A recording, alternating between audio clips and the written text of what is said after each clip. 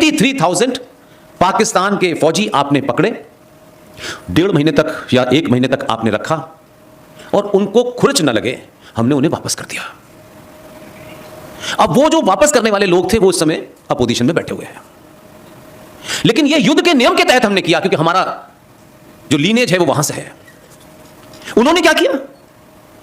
युद्ध हुआ, भारत का एक फौजी, ये यूएन के चार्टर कहता है कि फौजी अगर उस देश का इस देश में आ जाए या इस देश का उस देश में चला जाए तो फौजी इंडिविजुअल जिम्मेदार नहीं है, वो उस फौज का रिप्रेजेंटेटिव है, उस फौजी के साथ में कोई भी अमानवीय बर्ताव नहीं होगा। ये यूएन का चार्टर कहता है। लेकिन उनको यूएन को कहां मानना है? एक फौजी भारत का पाकिस्तान की तरफ रह गया था, इस बार नहीं, इस बार तो कुछ रही नहीं है, इस बार तो फौजी गए नहीं, कुछ और ही गया है।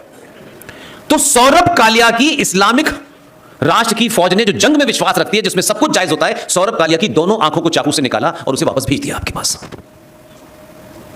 हम इसी पे अटके हुए थे। भारतीय राजनीति और भारत के अंदर ये बदलाव आने वाली पीढ़ियों के लिए याद रखेंगी कि भारत ने इस बात का इंतजार नहीं किया, क्योंकि पहलगांव में कोई हमला थोड़ी नहीं हुआ था।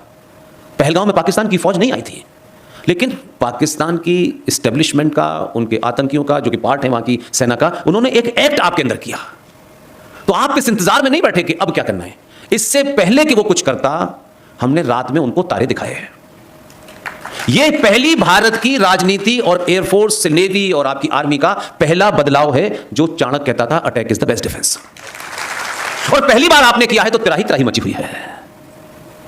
यह बदलाव है।